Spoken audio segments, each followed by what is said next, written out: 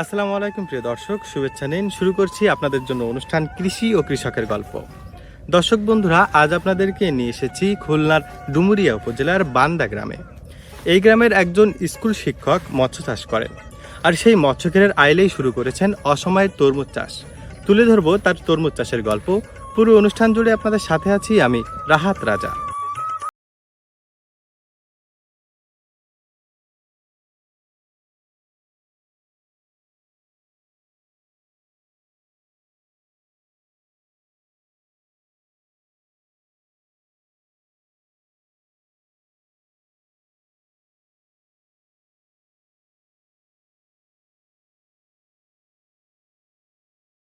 কথা বলছি সেই তরমুজ চাষী অর্জুন বিশ্বাসের সাথে। দাদা কেমন আছেন? হ্যাঁ, ভালো আছি। আপনি ভালো আছেন? জি, আমি ভালো আছি। দাদা, আমি দেখেছি আপনি এখানে মূলত মৎস্যঘের এর পাশে যে আইলটি রয়েছে সেখানে আপনি তরমুজ চাষ করেছেন। হ্যাঁ। তো এই চিন্তাটা আপনার মাথায় কিভাবে এলো, আর আপনার মূল পেশাটা কি? আমার নাম অর্জুন বিশ্বাস। আমার মূল পেশা শিক্ষকতা। আমি খনিয়া পাসপোর্ট ইসলাম দাখিল মাদ্রাসার সহকারী শিক্ষক, কৃষি শিক্ষার। আমার এখানে একটা ঘের আছে, একটা না দুটো তিনটে ঘের আছে ছোট ছোট। সেই ঘেরে আমি মানে অন্য অন্যবার উস্তে, তারপরে শসা, তারপরে বরবটি এইগুলো লাগাই। কিন্তু দেখেছি এইগুলো সাধারণত ওই একঘেয়েমি চাষ। হ্যাঁ, এগুলো অতিরিক্ত যদি বৃষ্টি না থাকে, বৃষ্টির ফসল, বৃষ্টি যদি কম থাকে তাহলে এই ফসলগুলো তেমন ভালো হয় না। আর এই জন্য আমি চিন্তা করলাম যে এমন একটা কিছু লাগাতে হবে যাতে এককালীন কিছু টাকা পাওয়া যাবে এবং বৃষ্টি যদি কম হয় তাতেও সমস্যা হবে না। দাদা, আপনি এখানে মূলত কত বিঘা জমিতে মৎস্য চাষ করেন এবং তরমুজ চাষটা কত বিঘা জমিতে করেন? আমাদের এইখানে ছোট বিঘার 33 শতকের বিঘা জমি। এখানে আমার 6 বিঘা জমি আছে। 6 বিঘা জমির যে আইল আছে, আমার মূলত ভেড়ির পর দিয়ে এই জমিটা তরমুজ চাষ করা। এইখানে 43 শতকের মতন ডাঙা আর কি ভেড়ি আছে। আর মূল জমি হচ্ছে গে আপনার 33 শতকের 6 বিঘা জমি। এখানে চাষ পদ্ধতিটা কেমন ছিল, যেহেতু এটা জমিতে চাষ না করে আপনি ঘেরের আইলে চাষ করেছেন? জুন মাসের 15 তারিখে এই বীজটা প্যাকেটে আমি রোপণ করি। প্রথমে বীজতলা তৈরি করেছিলাম। বীজতলা তৈরি করার জন্য আমি বীজতলার শেড তৈরি করি। সেখানে পলিথিন শেডের ভিতরে আর কি মাটি এবং জৈব সার দিয়ে আমি বীজের প্যাকেটটা তৈরি করি। তারপরে বীজটা 6 ঘন্টা ভিজায় রাখি। 6 ঘন্টা ভিজায় রাখার পরে আমি বীজটা প্রতি প্যাকেটে দিয়ে আর কি বীজটা বপন করি। তারপরে 4-5 দিন পরেই বীজ ওঠা শুরু হয়ে যায়। বীজ ওঠা শুরু হয়ে গেলে 2 দিন চারার যে সময় বয়স থাকে তখন ওখানে একটা কীটনাশক প্রয়োগ করি। কীটনাশকটা হচ্ছে ডাইথেনাম 45 এবং কনফিডার, এই দুটো স্প্রে করি 3-4 দিন অন্তর অন্তর। স্প্রে করার পরে যে সময় চারার বয়সটা আপনার 8 থেকে 10 দিন হয়, তারপরে তার আগে আমি এই ভেড়ির পাশ দিয়ে ভালো করে তরমুজ চাষের জন্য যে সমস্ত উপযোগী সার আছে সেই সমস্ত সারগুলো প্রয়োগ করা হয়। যেমন প্রথমে আমি ওই জমিটা পরিষ্কার করি, মানে বনগুলো পরিষ্কার করাই। বনগুলো পরিষ্কার করানোর পরে ওইখানে একটা কোপ দেওয়া হয়। কোপ দেওয়ার পরে ওইখানে আপনার ফসফেট, পটাশ, তারপরে জিপসার, বোরন, এই যেগুলো যে সার দেওয়ার এবং জৈব সার যেগুলো দেওয়ার প্রয়োজন হয় ওইগুলো দিয়ে আমি আর কি জমির মাটিটা কোপায় যাই। জমিটা প্রস্তুত হয়ে গেল এবং ওই চারার বয়স যে সময় 8 থেকে 10 দিন হয় কিংবা 10 থেকে 11 দিন হয়, তখন আমি ওই প্যাকেট থেকে বিচিটা আনে প্রতি মানে মাদা করা হয় না, ওই কোপানে আর কি মাদা। তারপরে আর কি ওইখানে করা হয়, বীজটা মানে চারাটা বসানো হয়।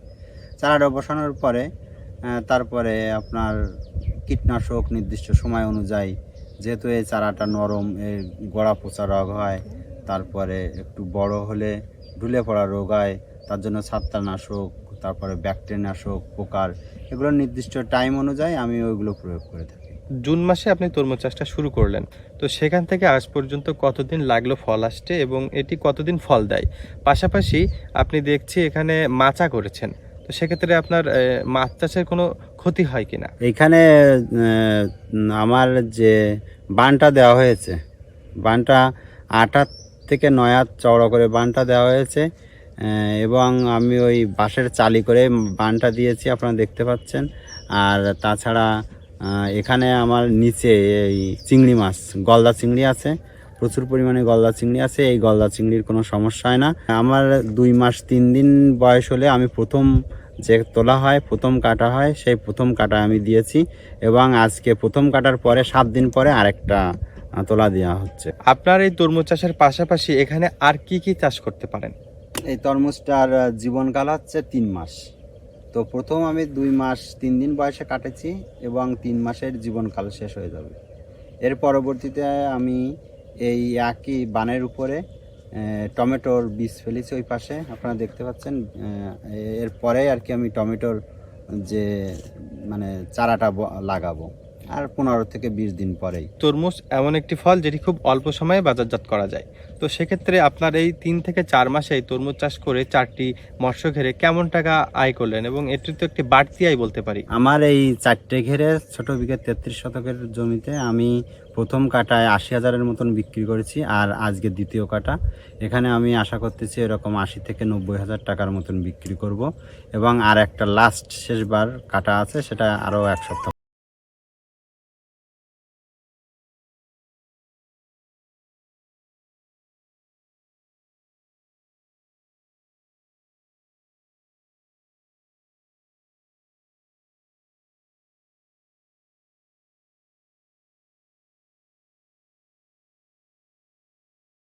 তরমুজ চাষের সম্ভাবনাটা কেমন দেখছেন? আমার এই তরমুজ চাষটা দেখে আমাদের এলাকার অনেক কৃষক, মনে করেন 50-60 জন কৃষকই আমার দেখা দেখি তরমুজ চাষ করেছে। তো তরমুজ চাষে তাদেরও ফলন খুব ভালো, এবং আমার যে ফলন হয়েছে আমি যেরকম আশা করেছিলাম তার থেকেও আমার অনেক বেশি ফলন হয়েছে। তার জন্য আমি খুশি। এবং আমার দেখা দেখি যারা এই তরমুজ চাষ করেছে তাদেরও ফলন ভালো। তবে বাজারজাতকরণ করার জন্য একটু সমস্যা হচ্ছে বর্তমানে, করোনার কারণের জন্য একটু অন্য বছরের তুলনায় এবার একটু দামটা কম। যদিও পরিবহন ব্যবস্থা এবং বাজারজাতকরণের কারণে আপনাদের এই দাম একটু ওঠানামা করছে, তো সেক্ষেত্রে এই তরমুজের ভবিষ্যৎটা কি দেখছেন? যে আমরা অন্য সময় যে তরমুজগুলো খেয়ে থাকি তার তুলনায় এটা আসলে কতটুকু মানুষ গ্রহণ করছে? আমার কাছে ব্যক্তিগতভাবে আমি মনে করি অন্য ফসলের থেকে এই তরমুজ চাষটা অনেক লাভজনক। কারণ এতে শ্রমিকের খরচটা অনেক কম লাগে। সেক্ষেত্রে অনেক মানে লাভবান হবে কৃষকেরা। আমার কাছে ব্যক্তিগতভাবে অনেক ভালো মনে হয়। আমার তরমুজটা অনেক সুন্দর মিষ্টি, নিজের তরমুজ বলে কথা নয়। তাহলে একটা তরমুজ আমি কাটেই দেখাচ্ছি। অবশ্যই অবশ্যই।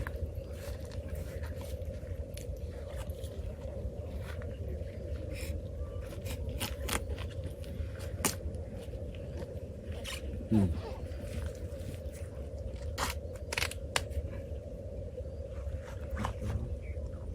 দেখেন তরমুজটা একেবারে লাল, যথেষ্ট লাল রয়েছে। খাও খাও ভাই, এর থেকে আপনি একটু নেন।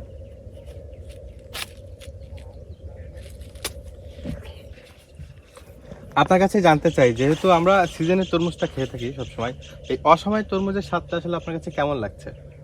সিজনের তরমুজের থেকে অসময়ের তরমুজটা অনেক সুন্দর এবং খুব ভালো। মিষ্টতাটা কেমন? হ্যাঁ, মিষ্টতা আরো ভালো। আপনার যারা ক্রেতা কিংবা আপনার কাছ থেকে যারা নিয়ে যায় তারা কতটা সন্তুষ্ট? তারাও খুব সন্তুষ্ট। মানে আমার এই তরমুজটা সত্যি অনেক ভিতরে দেখতে পাচ্ছেন অনেক লাল, তাছাড়াও মানে খেতেও অনেক সুস্বাদু। যারা এসেছে বিভিন্ন জায়গা থেকে আমার এই তরমুজ খাওয়ার জন্য আসে, আমার আত্মীয় স্বজন পরিচিতজন, তারা আমার এই তরমুজটা খায় এবং তারা খেয়েও অনেক খুশি। আপনার তরমুজ ক্ষেত্রে একটু ঘুরে দেখতে চাই। অবশ্যই চলেন আমার তরমুজ।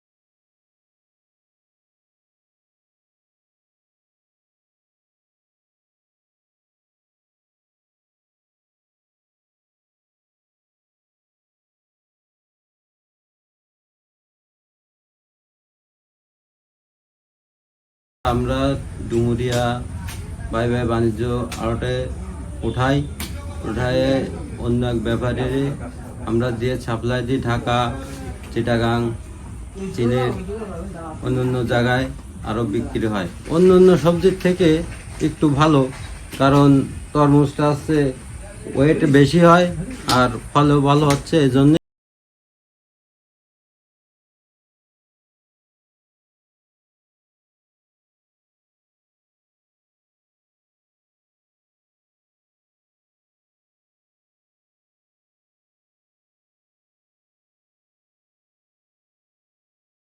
আমি একদিন করে তরমুজ তোলা হয় এখানে, মানে 3 বার তুলবো, 3 সপ্তাহের ভিতরে এই গাছটা শেষ হয়ে যাবে।